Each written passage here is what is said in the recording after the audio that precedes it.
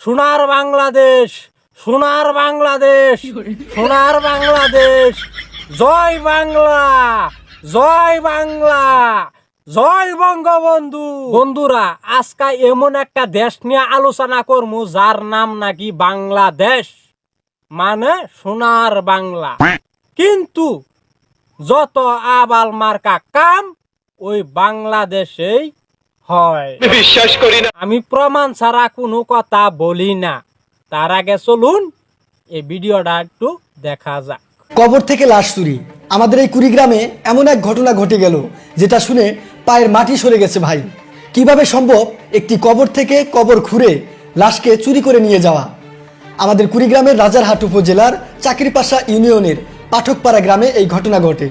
জানা যায় গত শনিবার এক বৃদ্ধা মহিলাকে রাজারহাট উপজেলা স্বাস্থ্য কমপ্লেক্সে ভর্তি করানো হয় এবং সে সময় চিকিৎসাধীন অবস্থায় সেই বৃদ্ধ নূরজাহান বেগম মৃত্যুবরণ করেন। পরবর্তীতে বাড়িতে এনে মাগরিবের পর তার দাফন কাফনের কাজ শেষ করে তার ছেলে এবং আত্মীয় স্বজনরা তার দাফন করা হয়েছিল গ্রামের তেঁতুলতলা জামে মসজিদ সংলগ্ন কবরস্থানে। পরবর্তীতে দাফনের বেশ কয়েক ঘন্টা পর রাত 10:30টার দিকে সেই নূরজাহান বেগমের ছেলে কবরের পাশ দিয়ে যাচ্ছিল।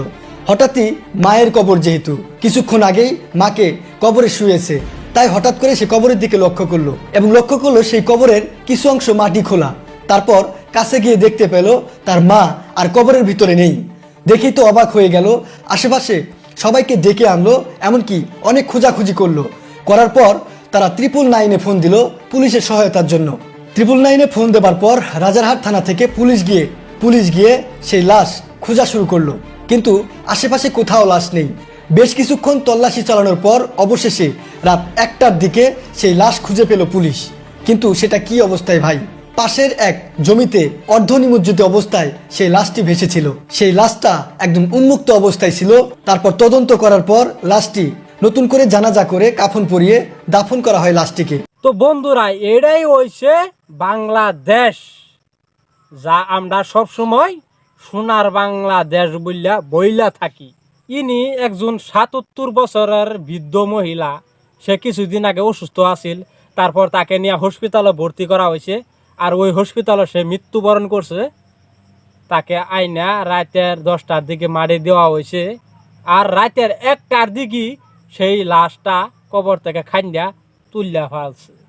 তো কেমন মানুষ হলে এরা এরম কাজ করতে পারে অবশ্যই কমেন্ট করে জানাবেন। হিন্দু বা মুসলিমেই হোক, এই কাজটা যারাই করুক, কিন্তু তাদেরও একদিন মরণ আছে। যদি মরণের কথা চিন্তা করতো তাহলে এগুলা কাজ করতো না।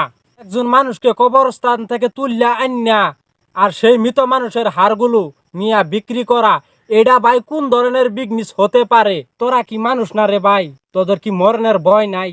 তোদের কি মরতে হবে না? কিছু টাকার কারণে এইগুলা কাজ তোরা কেন করস রে ভাই? দুনিয়ার মধ্যে কি কাজের কোনো অভাব আছে? অন্তত মরার কথা ভাববা, এই কামগুলা তোরা বাদ দে। কিছুক্ষণ আগে যে ভিডিওটা দেখলেন, এনার চ্যানেলের নাম হয়েছে ভয়েস অফ সোহিল। ওনার ভিডিও আমার মাঝে মাঝে দেখা হয়, কিন্তু অনেক ভালো লাগে। সে অনেক ভালো কন্টেন্ট দেয় আমাদেরকে, সব সত্য ঘটনা তুলে ধরে। ভালো লাগে ওনার ভিডিও, আমাদের ভালো লাগে। আমরা মাঝে মাঝে ওনার ভিডিও দেখি।